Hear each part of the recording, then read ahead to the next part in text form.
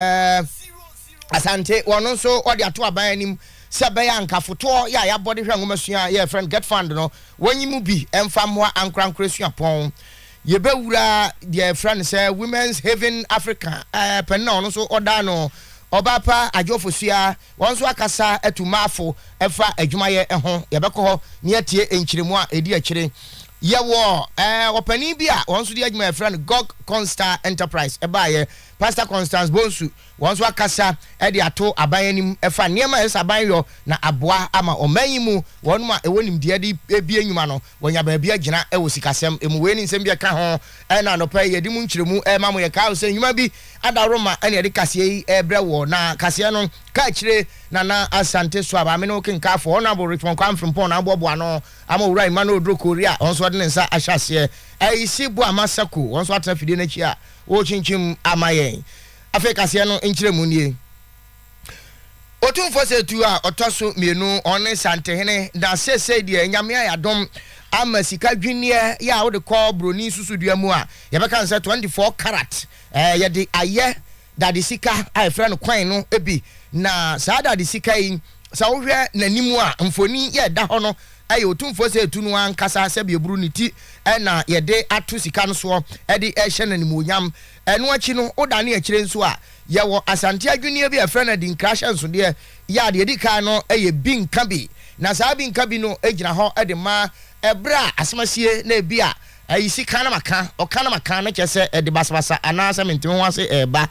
na de tosu mienu no so eye mpatapo na saa ahyansudie mienu nyina egina ho ma asondwe na fe ntiase ya sese ba fekuo mienu entamu na sautie sika hu nkomodi a na kyese otumfo se tutira sika dwaso no wanya emfie aduonu mienu o sika dwaso a asundwe ho anamontuo Ghana hade wontimi nyi otumfo emfirimu waman Ghana tumi a yedi etwaska ho asem nyina ehye nsika krabia abatan a ye fra no Bank of Ghana ensa na sa enhyehyeye nyina akoso Bank of Ghana any Gold Coast Refinery Limited and onum ayesa sika adwini akase yi a yede ehye opemso animonyam na moma yenkotie sade ye da sika yi adie no otumfo se to otoso mienu a yede sa sika yi hye animonyam no obie na no kasa kire Ghana man and an orthodox path to resistance, or if you like, when you tempt fate too often, you risk the danger of fate descending with unintended consequences. We have been fortunate in our political journey to have moved from a period when one political party dominated everything. Today, at least two main political parties have each had a period in government. If we are honest, we will agree there is no perfect government. There will never be as long as different points of view prevail. And if we are honest, we will also agree that there are no people in the whole wide world who love paying taxes. And yet, there's no other way conceived by the human mind by which governments can raise the resources to provide for our needs other than by raising taxes. I do not know of any form of taxes which is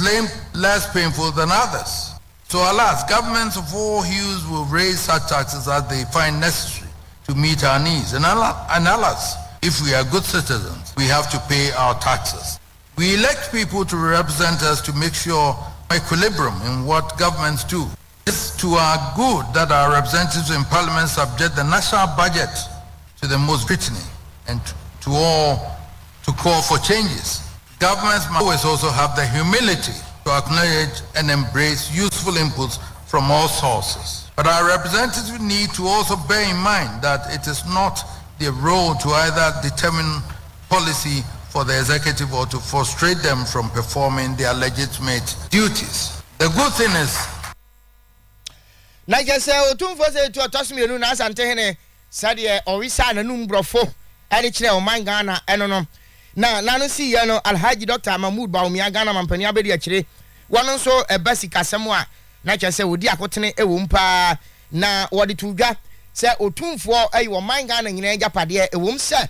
santeman ana wodi so hempon na so hwe otumfo anamo a wotuo efasomdwe ho empuntuo ana afei ne nkasaye ya o kasa brebia asomdwe ne di akotene wo mu no a na wabe o man agapade a yentimi nya no ema santeman ko a in the development of the North as a whole. Otumfo say to Nana, you are a national asset. An asset for Asante Man, you are a national asset. An asset for all of us, for all of Ghana. And this commemorative coin is a fitting tribute, and I would ask everyone, if you are lucky to be here in this time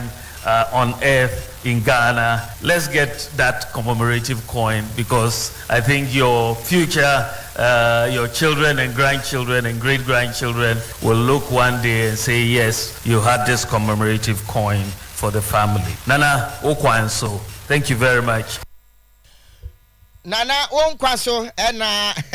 Alhaji Dr. Mahmoud Bawumia Nana Okwanso, Yanem Kwaso and Nana Okanti, Atiefua. Mwasante sem wosoro no momfa enche no nam se sabi buru ketremano ya na edi adane Alhaji Dr. Mahmoud Bawumia Ghana mampani abedi ekire ne nsemo de to dwabra na ye dan sa dadisika no adie na yekotie no afei ewrango masuamu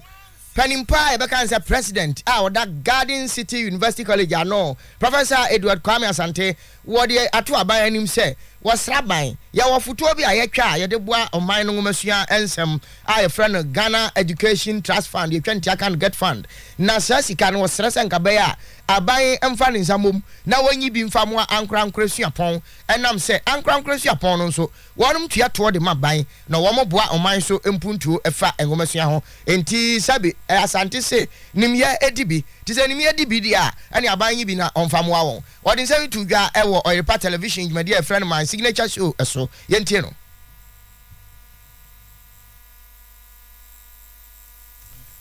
hwa sanka opani president our Garden City University College na no asem ka yebetie afidie no so na enso afidie no otwe ma ye wo so antimmo enti yebehwe yensa kan ibebo amamo tie fi se tie asem ni fi ono anu mu a na yebete de wo pese wo kire na support Panimpa ono na da Women's Haven Africa ye kuo sonko a meka ne se ma ene di akotene wo mu oda no obapa adwofosua watu oman Ghana emmafo se wo monhwe na enhyehyeye a ye di abebo ade a friend Green Project no wonfo onhunyim se le be ya nimdi abebo a won no so watimi anya adwuma ye anya won sa no adwuma so mfa so adidi ho no won so be ne saa was Green Project no ebeboa wo sikasam entutue mu afei ensanodwuma abafu nimdie a edi adwuma e friend say technology any technical said ye beboa na se obi e wasa atebia no mu a ye beso na sere me na timi akona nimu no ani nti se maso de won hu wuram na wo hwe se sa abre yi a ye bie kwan ato ho ama mansan nyina obi anya ne nsa no adwuma na wadidi ho no wo mo nso de won hu gimu a ebeboa said ye bre bia na e ka said ye mema timi ye no e manso etimi ye empo to dakra wo mo eye ne yie na eno no che se Kumasi Kropon any mumma yet won afa entity my won chekire said a bear once obenya nimdia sonko na ekobase e wo se won ankasa we nwuma na nwuma no so abapama won na watimi anyamu bi ade adidi a won so wanya bi sese wo ha Ghana ni ba man homne so a wo se me ko Saudi me ko Pakistan me ko Iraq na chese won no ane man no emutena enye na kono ni nyina ne se wote ha won hweda ne adwuma titru bi a wo ye na wadidi ho ti sakwanya sese abade a ya hwani mpemu mfaso de in for the chemicals and air fishing. So in this sector, businesses bang and amount for war ideas was our sector name. So if you have business ideas in the agri sector, water and sanitation and renewable energy, those are the areas you're looking at. So in Ashanti region, earlier on we were looking at 16 women from the various hubs now you're supporting. But then it's opened. We are recruiting about 500 women, and out of the 500 women, no, you better show more businesses are in line with the targets, no. Till Obia wa Kwenya will go through the program, and then we are looking at the next stage, which is the cohort 3. As we talk, number will increase for the previous number, no. So Akwenya wo homa will be ready or what idea in this space, no. It's open, say or more ebetimi about project. Okay, see projects no, when you're only training, yeah, share some ubenya networking opportunities as well. Ubenya partnerships. Apart from the training, no, ohia some partners bia e be so na sinama ne business na tumpon. Te be connected to some of these partners. Apart from that, your market access. Most often you na your drinks kan kwa ho. But obi ho products no. But onim baby ko be market products no. Onim baby o be betimi atop products na ma no. So your more opportunities are betimi dey nya access to the market. And also the financial aspect. Senti you were different aspects of the project. The support your mo pitch your business idea no. Nature says Women's Haven Africa Kuono Penia one na edano e be friend say adwo afosua nense wo de to mani mu na yekotie ebie na say agmade ekro ya ase na Pastor Constance Bonsu ya ono nso ekwa friend God Constant Enterprise wodano anasa adwumaku a wodano eno no wonso wakasa edi to dwa say emradru say abanhwe na wotimi boa Emma oman Ghana mu no so obi pese wo no ankasa na dwuma ne ho etimi ha no kwasi broni beka se on create enabling environment Emma entrepreneurs na sa dwumadie yi ene wotufo se etru ba bia onipa da sani onyame abo yawo ama wonso wo nyini enye bre bia na se otena ho hwese aban na emabi adwuma aban na emfa bibi mra aban na emfiri bibi fufuro bi ase na wonso do ho akowura mu apemu mfasede wo se wo ankasa nso wo hye bibi ase a eboa ema wodi utumi ewo so adwuma de ebi wo Ghana ha pa bebre wo Ghana nti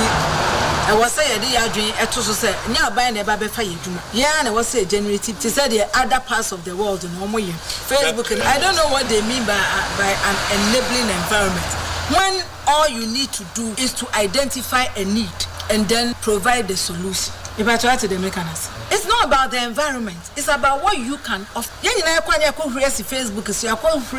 Instagram. It's somebody's idea. I learned that Telegram came about because would be an intimate and commodity WhatsApp near there. So they decided to migrate and out of it the Telegram. But you didn't hop onto Telegram and join somebody's Elon Musk. Even though he co-founded a lot of problems or finding solution. He wanted a payment system and he came up with PayPal and all those things. The government didn't have to come in and it didn't have to look for an enabling environment. It was his problem and he needed a solution and he worked out a solution. That is neither here nor there. I don't subscribe to that. It's a lazy way of thinking. Very lazy way of thinking. Sebrebi ayi wagin sa wodi o twen sa ban hye bibia se na wonso afa ho adididi a ene na chese sabie buru akwadwofo adwene na edawtiri mu no we ya Pastor Constance Bonsu ne nsem odi tu dwa ewo ema no dwumadi anu ato ne din Women Green Forum no ase na Oyerepa kase one ye boss a enkomoye Osungokro manyokuo New Patriotic Party empanimfo nso atonkra se wonum wo hyiamu kase bi anyame de yankwa kye na boni bi ama na wotwe ayewura mu awie ye no wonum ba kumase ha na de omo frɛ no National Annual Delegate Conference no omo ba ye na saa dwumadi a wo ba bedie no wonhia sɛ enkofo befa bronya ho awe nkokɔ sɛ ba ye na abahwa ne de billboard asisi osumasi enwo pe franka tuo di bre wa MPP mu osumasi na pe mampan na di Ghana mu o MPP kuo mu na abahwa na sisisi ntwaso owura ya boaben asamoa o hwenkita wodi ensam so wo party no mu ena din sa ansemi tu dwa na obowura NPP amanyuko no wo mra kunu na friend se constitution no mu ema okoyi article 10 clause 10 eniyi mu a tosu dunu ne edi kan na hono ena asem of free ani kire se ebre adwumadie no enya nru ho se ye beyi obi obetu franka ade ama won no ehun hia se kwasi broni be kase obi be take on due advantage no no wafa ho de abon dawuru nti sa nhyiamu a wo ba beyo your friend say National Annual Delegates Conference no won pesa da ubobia eho asem atie mobia emo na ye nsam for abedi akire honorable Richmond Kwam from Pon na asem yi watie rakenka mu yie pa ye be penchire mu no eto aso no afiri no ho honorable mo achi eburu Empanifo de enkrai ebetu dwai enam so ema Oyerepa kase ye de ani esa ekrum anase ye de ani efa krum kohwe se empanempa sama empanifo eken yade a eye party mano ediso ana omu eniso nenso efri eda efiada ebisi sabra menemo edin enkomo anyade a empanifo anase impo womo a omo ekosisi billboards ahodo ede empanifo ahodo info nyini abobo bokro no omo akwa ye free ho titiru eye ufree make us say Anoga Junction ebesine Alpha Stadium ene eye ahoju runabout ko nyina enya dia me no mo ka say mpanifo directives somade aba say obi ahwe say obeyi eye one banner ana posters no ana billboard na free on enya dia free honmo ene ebisa say so MPP amanyoku a enimi se omo eye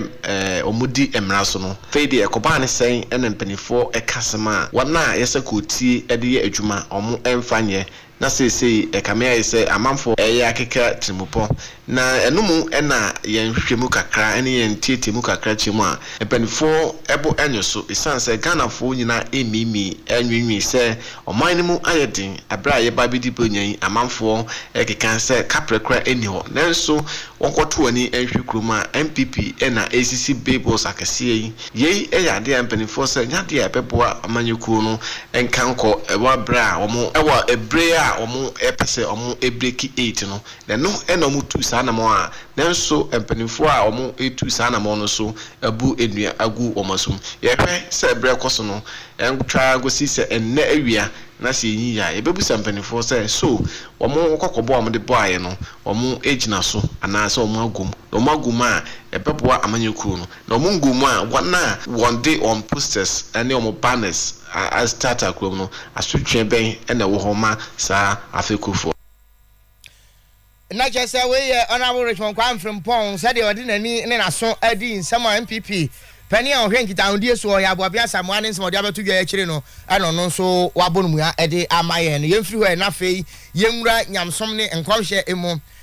Sofena ono ena ohwe asafo afre no Royal House Chapel International so Reverend Sam Kranchankra won so de atudwa enra kwasie yi ebra na wo ye no som kase wo na so dem se onipa wono na beba bedi mampani se His Excellency Nanado Dankwakufu adufra konwa so a wo se ne honkom hyehye nanum ya wono nanim nipa kra se Nanado firi ho beba bedi mampani nanso onka da won kan kira mo da wo se wano ne nkomhye no enti se na afefo asofo ne adifo bidum a asem no twa na ni so pam na wafa microphone no ode atudwa no se won de onye sada na nyame ede nkomhye mawo a wode hu nyansa ne nimde ede mawo wosan ma ho akwankyere empo se wosan ode tudwa kwan ese ofa so a udi batudwa nyina no onyame wode mawo na na asofo no bi wo ho a se nkomhye ne befana so chi saa na ne ho ten dododo eti ofitin ya bam na wode atudwa wode to ne sori mananim se he me kan mo me ho ntasuo mu benya fa na nka makana ha na mo atenti mu pie ya na mo koka yesi next president ya wo bedi na nado ade ye wo fataf no pon enti ne ho ana fe na ne nam framam na social media fo ya so enso me nka da yentie no. I said I almost became an unbeliever by saying but there are then I shut up. I said there are no others. God has spoken. I was going to say, but there are. Then I held my mouth. I said there are no others. God has spoken. He said, I don't talk much. God says your voice is the most authentic in the heavens, and that whatever you want to happen in this nation, when you declare, it shall be done. Increase that clap offering. Somebody say the key. Clap your hands and somebody say the key. Somebody say the key. The key. Ladies and gentlemen, I can look into your faces and I can guarantee you that the next president of Ghana is in my mouth. Jesus. When we will decide who will control the resources of this nation.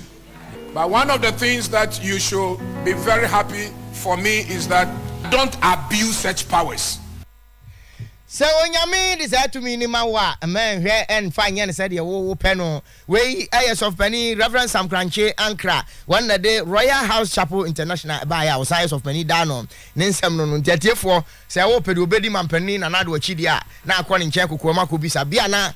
waka kire Bosha Balletic as a Roman Ericas Yenchemu, Emma, open Kania Honia, my papa, and near Messini, now Odiakoye Ufi, or Bray Jantomu, dia, near Bosha Baho, or Fanny Mapana Beton, or Sanso and Fine Yabodi, Mugana Fuku, or friendly Nadine Comaya 0541 125 o frabe bia ne shops no bi wo pi obachiro se se nyame adom made na ne sambra hotel hwani mu no ye free ho they call Republic Bank in here anymore or Kiss and Teens edum ya on sesa bia no nemum be ana store no no na yayi afri ho enti hye no so na frɛ no ma no na ne mo nkomo so for rekon heba center so wabon sese patase no se on Kingdom FM no hwe animu block house wa enti free gwada ekopem memenda de no so kopema imre no nsia no de adwuma na kwasiara de no nkro ne fa na wapon no me nsa enti hye no so frɛ no 0248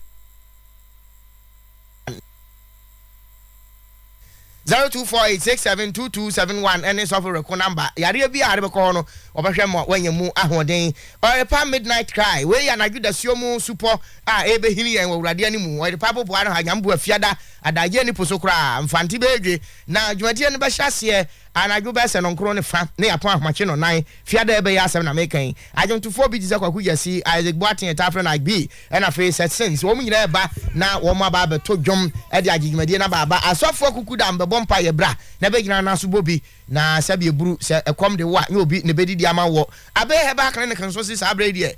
wo pesi amawie mu asesa yade na tu asete enti brata no so apatapa new site no hwew yade bia wo widie no mu ti sickle cell e kopem high blood pressure u prostate ho ha ne diabetes na no obetu ase na wade ho ne number 0243345392 u frɛ na obayo so Light Pharma Limited so at the Famibulous syrup aba we adrosron ko a ema ne kamfo no papa